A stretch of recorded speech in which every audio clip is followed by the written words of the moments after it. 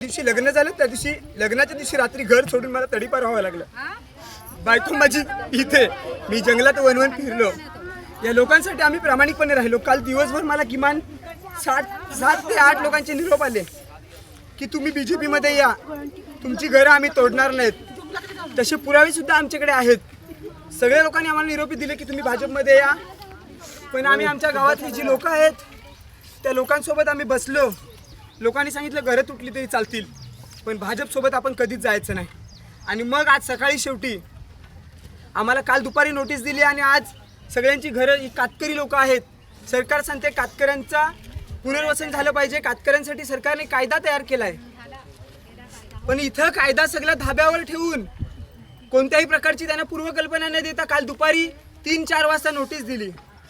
आज डायरेक्टली येऊन घरं तोडून टाकली. या सर्वे नंबर 4445 80 एकरचा प्लॉट आहे. याच्यामध्येच महेंद्र पाटलाचा बंगला आहे. याच्यामध्ये अनेक लोकांचे रिसॉर्ट आहेत, पण एकाही रिसॉर्टला तडा गेलेला नाही. तुम्ही इथे बघितले ते मोठे मोठे कोबे बांधलेत, पण या आदिवासींची घरं 100 ते 150 वर्षापूर्वीपासून आहेत. पण आज ही जी 2 मुलं आहेत, ही मंदबुद्धी मुलगी आहे, हा एक मुलगा आहे. ह्यांची आई मयत झाली 2 वर्षापूर्वी. जेमतेम कापड टाकून ती लोक राहत होते. आम्ही त्यांचे हात जोडलं. मी त्यांना स्वतः सांगितलं की माझं घर तुम्ही तोडून टाका. जर तुम्हाला माझ्या जोडला बदला घ्यायचा असेल तर मी कुठेतरी जाऊन राहीन, पण या गरिबांची घरं तोडू नका. या लोकांसोबत फसवणूक झाली. जेव्हा आम्हाला कल्पना आलेली, आम्हाला जेव्हा माहीत पडलेलं की या लोकांचा ससामिरा आमच्या मागे लागलाय, आमची घरं तुटणार आहेत, तेव्हा आम्ही गावात मिटिंग घेतलेली. आम्ही लोकांना आमच्या सांगितलेलं की हे राजन नाईकने विधानसभेमध्ये मुद्दा उपस्थित केलेला आहे, आपण घरं वाचवण्यासाठी राजन नाईकच्या घरावर मोर्चा काढूया. आणि राजन नाईकला जी खोटी माहिती दिलेली आहे त्या माहितीनुसार आपण तिथे मोर्चा काढूया. पण आमच्या गावामध्ये ह्याच बीजेपीने बी टीम तयार केली. श्रमजीवी संघटना नावाची बी टीम आहे या ठिकाणी.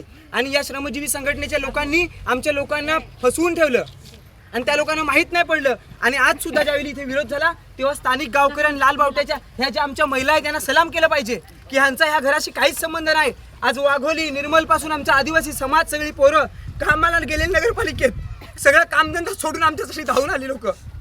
आज मला स्वतःला शरम वाटते. रात्री विचार करत होतो की फास घेऊन मरून जावं. आम्ही विचार करतो की हजारो लोकांची घरं वाचवली आम्ही.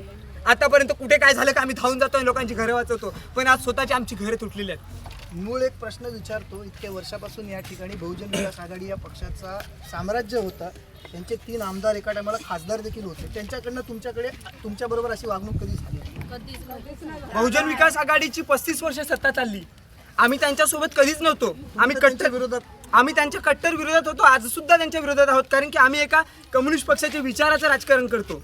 आम्ही ह्या लोकांची अशी कोणाची घराची तोडातोडीचं राजकारण करत नाही. पण एक सांगायचं आहे की ज्यावेळी आमच्या शंकरपाड्यात लाईट नव्हती, या बहुजन विकास आघाडीच्या काळामध्ये देवराम पाटलांनी सरपंच होते, त्यांनी लाईट आणून दिली. आमच्या घराला घरपट्या नव्हत्या.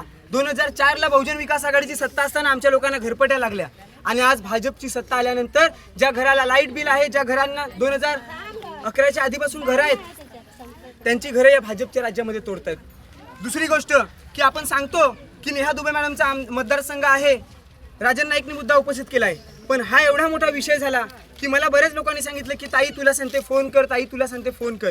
मी नेहा दुबे मॅडमला फोन सुद्धा केला, पण त्यांनी सांगितलं मेसेजवर बोल. कारण की त्यांना भीती वाटते फोनवर बोलायला, की जर फोनवर बोलले तर रेकॉर्डिंग करतील आणि सांगतील. आम्ही त्यांना जाब विचारू ना की जरी तुम्ही आमचा मुद्दा उपस्थित नाही केला तर मग वाचवण्यासाठी तुमची भूमिका काय होती? आम्ही मानत होतो की श्रमजीवी संघटनेमधून नेहाताई दुबे तयार झालेल्या आणि चळवळीतून तयार होऊन आज तुम्ही आमदार बनल्यात. आमची घरं तुटत असताना तुमची काय भूमिका होती? तुम्ही लोकांनी का नाही आमच्या पाठीशी उभे राहिले? जर ताईने एक मुद्दा उपस्थित केला असता तिथे विधानसभेत, आज आमची घरं वाचली असती.